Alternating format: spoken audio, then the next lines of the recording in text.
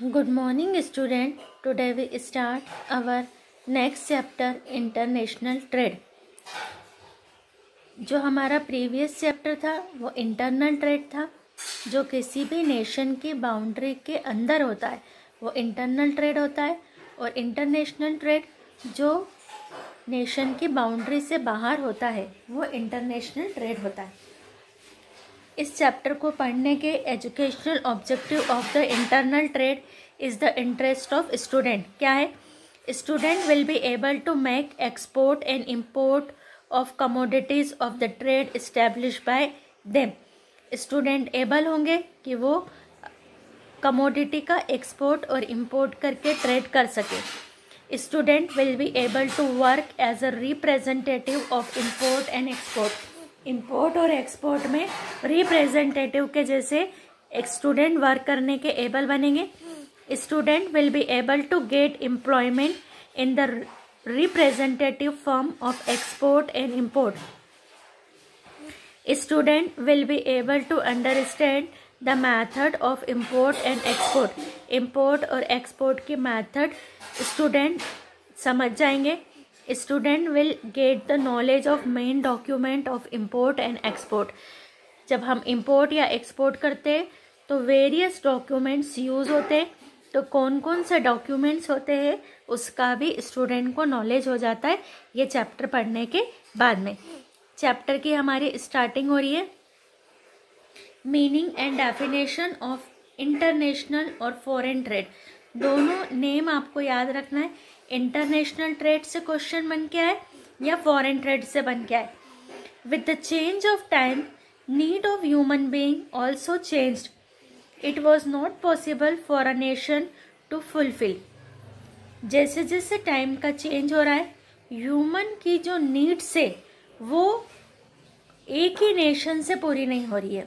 पहले हम कहते थे बार्टर सिस्टम था, एक विलेज में ही लोगों की नीड्स पूरी हो जाती थी, बट मॉडर्न एरा में जो ह्यूमन की नीड है वो एक नेशन के प्रोडक्शन से भी पूरी नहीं होती है।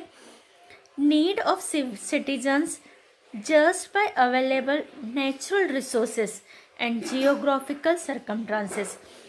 जो सारी नीड्स होती है वो किसी एक नेशन में जो वहाँ पर नेचुरल रिसोर्सेस अवेलेबल है, जो वहाँ की जियोग्राफिकल सर्कमस्टांसेस है, उनसे जो गुड्स प्रोड्यूस हो रहा है उससे नहीं होती है। A nation has to take the help of other nation for fulfilling the needs its citizens. तो एक नेशन को अदर नेशन की हेल्प लेना पड़ती है अपने सिटीजन्स की नीड पूरी करने के लिए। This support is called international trade. International trade is known to us by foreign trade और एक्सटर्नल ट्रेड। फॉरेन ट्रेड और एक्सटर्नल ट्रेड भी कहते हैं इंटरनेशनल ट्रेड को। इंटरनेशनल ट्रेड और foreign trade is done out of the border of two countries और between two countries by exchanging goods और services. International trade, foreign trade, external trade कब होता है? जब किसी दो कंट्री की बाउंड्री के बाहर कोई गुड्स या सर्विसेज का एक्सचेंज हो रहा है, या किन्हीं दो कंट्रीज़ के बीच अगर गुड्स और सर्विसेज का एक्सचेंज हो रहा है तो ये हमारा इंटरनेशनल ट्रेड होता है। International trade is done by water, land और एयरवे। कैसे हो सकता है हमारा internal trade? By water, land, airway. Selling of commodities from one country to another country is called export and such type of buying is called import. अगर हम another country से कुछ खरीद रहे हैं तो वो इम्पोर्ट होता है। अगर हम अनदर कंट्री को कुछ सेल कर रहे हैं तो वो हमारा एक्सपोर्ट होता है। In international trade both export and import are included. इसमें दोनों इंक्लूड होते हैं। इन इंटरनेशनल ट्रेड एक्सेस और lack of any commodity is adjusted with the lack और excess of other country. Various scholars have defined the international trade in following ways. Scholars ने इसको define किया है।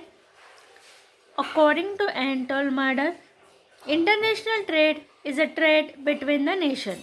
जो नेशन के बीच ट्रेड होता है वो इंटरनेशनल ट्रेड होता है।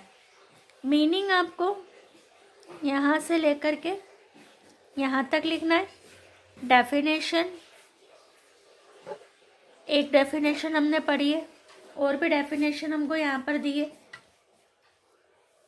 जैसे according to James Stephens the trade which is done beyond the boundaries of a country is called foreign trade.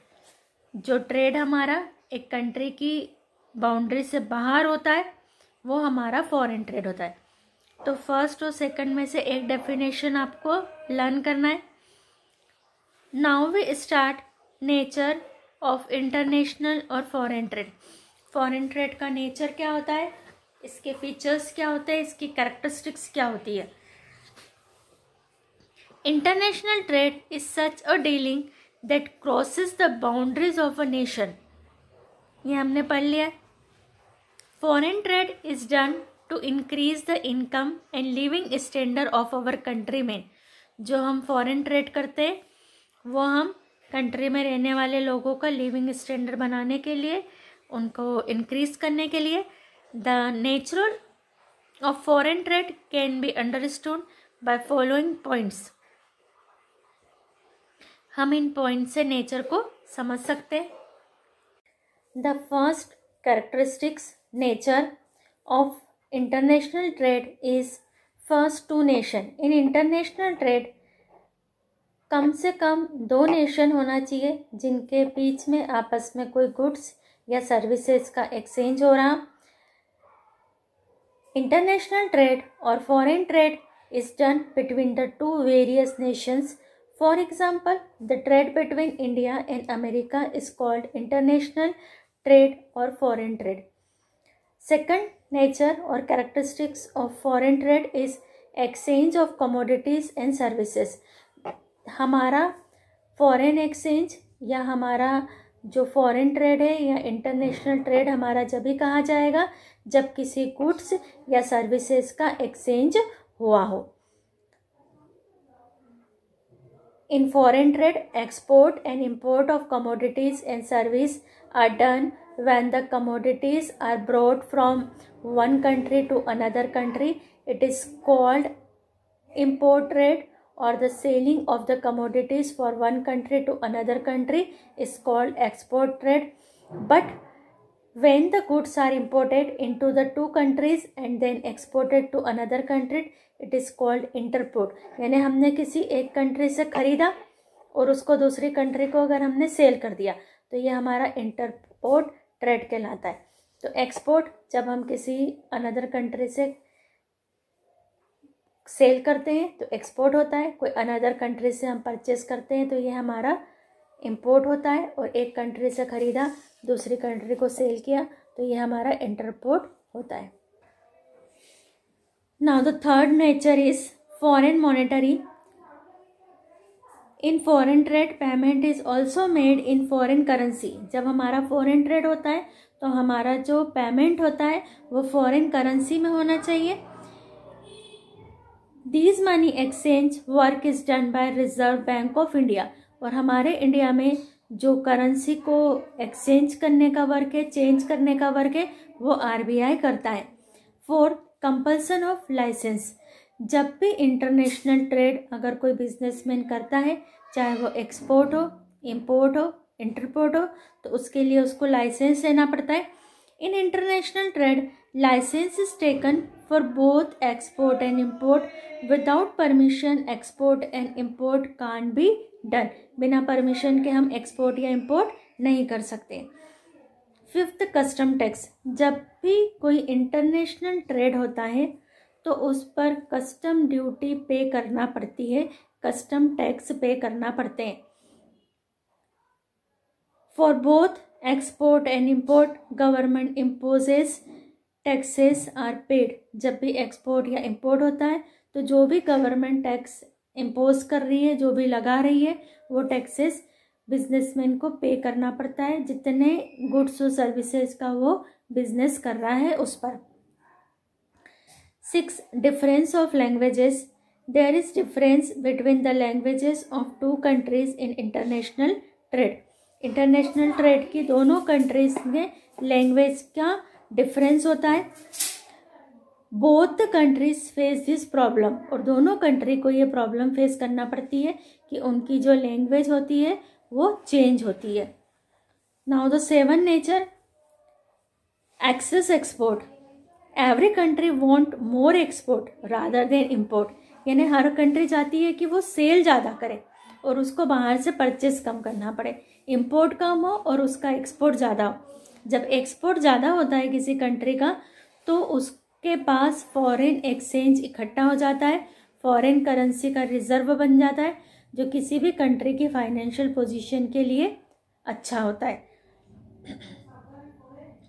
Now the 8 characteristics, long period of time, due to geographical distance between two countries and because of the need of the various government documents, much time taken in both buying and selling. Buying और selling में ज़्यादा time लगता है क्योंकि जो geographical distance होता है दो कंट्री में, जैसे इंडिया अमेरिका तो दूरी है, तो जो जियोग्राफिकल डिस्टेंस होता है उसके कारण जो भी गवर्नमेंट को जो डॉक्यूमेंट होते हैं, एक तो डिस्टेंस है प्लस जितनी फॉर्मेलिटीज़ है वो फॉर्मेलिटीज़ पूरी करना पड़ेगी, तो इसके कारण जो buying and selling taken the much time in comparison to internal trade. Now we start 10.3 types of international और foreign trade. There are 3 types of international trade. First, import trade. Import, when one country buys goods from another country, it is called as import trade. For example, import in India from Britain. अगर हमने Britain से कुछ मंगाया है तो that is called import. Export trade. Export trade means the selling of goods from one country to another country. For example, exporting goods from India to Britain. India का goods Britain जा रहा है, that is called export. And third type is interport, एक country से खरीदा दूसरी country को सेल किया। When the goods imported from any country are re exported to another country, तो इंपोर्ट किया हुआ गुड्स अगर हमने एक्सपोर्ट कर दिया, it is called re export या entrepot trade. For example, by India importing goods from Britain and to re export it to Japan. There is 3 types of foreign trade. Now we start the scope of international और foreign businesses। जो scope होता है जो foreign business के लिए, the area of international business is very wide, बहुत बड़ा area होता है international trade का। In this area, following processes of international level along with the international trade are included. First, services. In international business, there is export and import of the services along with the export and import of goods. Not only the exchange of goods and services are included in the international trade, but also the exchange of services are called international trade. Under these services, bank, insurance, transportation and professional services like doctor, engineers, etc. are exchanged. They are also called invisible trade. जैसे doctors है तो वो अपनी services एक country से दूसरी countries में देते। बैंक, इंटरनेशनल बैंकें होती है, सिर्फ कंट्री की बैंकें नहीं होती है, बहुत सारी ऐसे बैंकें होती है जो मल्टीनेशनल कंट्रीज में अपना वर्क करती है। इंश्योरेंस कंपनियां होती है। तो जो हमारा सर्विसेज के सेक्टर में भी इंटरनेशनल ट्रेड हमारा पॉसिबल होता है, जो सर्विसेज का एक्सचेंज होता है वो भी हमारा इंटरनेशनल ट्रेड होता है। सेकंड स्कोप है हमारे लिए ट्रेडिंग। अगर हम इंटरनेशनल ट्रेड करना चाहते हैं तो जरूरी नहीं है कि सिर्फ हम गुड्स का एक्सपोर्ट और इंपोर्ट करें, कुछ सर्विसेज होती है जिनका भी हम एक्सपोर्ट और इंपोर्ट कर सकते हैं। Second is trading. Under the trading, export import of tangible goods. Tangible goods जिनका कोई फिजिकल फॉर्म होता है, जिनको हम टच कर सकते हैं, फील कर सकते हैं। Under the trading, export and import of tangible goods is included. Due to foreign trade, there is a repeat increases in the export and import of tangible goods in the business services are not included. जो tangible goods होती है उस tangible goods का exchange भी हमारा international trade में include होता है। Third, the foreign investment. Foreign investment का मीनिंग होता है कि हमारे यहाँ का कोई बिजनेसमैन, हमारे यहाँ की कोई कंपनी बाहर जाके पैसा लगाए, या बाहर का कोई व्यक्ति या बाहर की कोई कंपनी आकर के इंडिया में प्रोडक्शन करे, सेलिंग करे, तो that is called foreign exchange investment. Foreign investment means to invest capital for industrial development. Industrial development के लिए फॉरेन की कैपिटल को इन्वेस्ट करना is called foreign investment. Capital investment can be done in another country also, and the foreign capital can also be invited in own country. Fourth, licensing or franchises. Under the licensing and franchises, a nation provides the permission of the use of trademark, patent or copyright to other nation by paying fee. किसी दूसरी country का कोई patent use करना, कोई copyright use करना, कोई trademark use करना, ये भी हमारा इंक्लूड होता है इन इंटरनेशनल और फॉरेन ट्रेड। तो फॉरेन और इंटरनेशनल ट्रेड हमारा कहाँ पर हो सकता है? जब हम कोई सर्विसेज का एक्सचेंज कर रहे हैं वहाँ होगा। जब कोई हम टेंजिबल गुड्स का कर रहे हैं, ट्रेडिंग कर रहे हैं, तो वो हमारा फॉरेन ट्रेड होगा। जब कोई फॉरेन इन्वेस्टमेंट हो रहा है तो वो हमारा फॉरेन ट्रेड होगा। Plus licensing and franchises is included in international or foreign businesses. So that is the scope of international or foreign business. Now our another topic is reason for international business. क्या ऐसे reason होते हैं जिनके कारण international business होता है? First तो हमने देख लिया स्टार्टिंग में कि जो सिटीजन्स की नीड होती है वो कोई भी कंट्री अपने खुद के रिसोर्सेज से पूरा नहीं कर सकती है, तो उसको अनदर कंट्री से उसको खरीदना पड़ता है। It is not possible for any nation to fulfil the needs of its citizens with available natural resources with the best quality at the lowest possible cost. These shortages has become the causes of international business.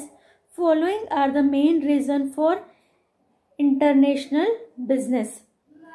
First, due to uneven distribution of natural resources, any country can't fulfill its requirement with the best quality at the lowest price. हमने देखा है कि कोई भी country के पास सारे natural resources नहीं होते। जो नेचर ने रिसोर्सेस का डिस्ट्रीब्यूशन किया है वो अनइक्वल है। ऐसा नहीं है कि जितना लैंड सबके पास है उतनी लैंड है, जितने मिनरल्स है, जितनी वाटर बॉडीज़ है वो सबके पास है। सबके पास जो नेचुरल रिसोर्सेस है वो अलग अलग है। तो uneven distribution of natural resources के कारण कोई भी नेशन अपनी कंट्री के सिटीजन्स की पूरी नीड्स को पूरा नहीं कर पाता है, इसलिए उसको इंटरनेशनल ट्रेड करना पड़ता है। This shortage has become the causes of international business. Following are the main reason for international business. First हमने पढ़ लिया। Second, availability of various means of production like land, labour, capital and raw material varies from country to country. हर country में जो raw material available होता है, जो उसका लैंड है, लेबर है, वो हर कंट्री में अलग अलग होता है। तो इसलिए एक कंट्री को दूसरी कंट्री पर डिपेंड रहना पड़ता है। Now the third reason for international trade is according to the principle of comparative cost. Each country produces those items which they produce at minimum cost. जिस कंट्री के पास जो मटेरियल अवेलेबल होगा, जो उसके नेचुरल रिसोर्सेज अवेलेबल होंगे, वो उसी के हिसाब से जो बनाने में उनको एक्सपेंसेस कम लगते हैं वो वही प्रोडक्शन बनाते हैं जो उनके यहाँ मिनिमम कॉस्ट पर बन जाते हैं। अगर आप किसी प्रोडक्शन को कर रहे हो जिसकी लेबर, जिसका रॉ मटेरियल आपके पास में अवेलेबल नहीं है, आप उसको बाहर से ला करके बना रहे हो और उसकी कॉस्ट इतनी ज़्यादा हो रही है कि वो जो बाहर की कंट्री बना के आपकी कंट्री को सेल कर रही है तो वो कम में सेल कर रही है, तो आपको फिर कंपटीशन फेस करना प्रॉब्लम होगी। सो हर कंट्री वो गुड्स बनाती है जो मिनिमम कॉस्ट पर बन जाता है। Fourth, technical knowledge differ between the different country. हर कंट्री का जो टेक्निकल नॉलेज होता है वो डिफर होता है। Fifth, there is lack of mobility in different means of production. जो मीन्स ऑफ प्रोडक्शन होते हैं, land, labour, raw material, machines, capital, इनकी मोबिलिटी यानी एक प्लेस से दूसरे प्लेस पर जाना, तो मोबिलिटी की कमी होती है। कोई भी लेबर, रॉ मटेरियल को एक प्लेस से दूसरी प्लेस पर ले जाना इतना आसान नहीं होता। कोई भी व्यक्ति अपनी प्लेस को छोड़ना इतना आसानी से पसंद नहीं करता है। 6, the over produced goods of the nation are sold due to foreign businesses. जो ओवर प्रोड्यूस गुड्स होता है वो फॉरेन बिजनेस में सोल्ड करने के कारण। 7, countries with over population require importing food grains. ऐसी कंट्री जहाँ पर ओवर पॉपुलेशन है वहाँ पर उनको अपने कंट्री की नीड्स को पूरा करने के लिए उनको इम्पोर्ट फूड ग्रेन यानी खाने के अनाज इम्पोर्टिंग करना पड़ते हैं। Now the 8th reason of international trade is industrial countries import raw material from another countries. जो इंडस्ट्रियल कंट्री होती है, ऐसी कंट्री जहाँ पर बहुत सारी इंडस्ट्री लगी हुई है, उनको रॉ मटेरियल अनदर कंट्री से परचेज करना पड़ते हैं। तो ये थे हमारे रीजंस फॉर इंटरनेशनल ट्रेड।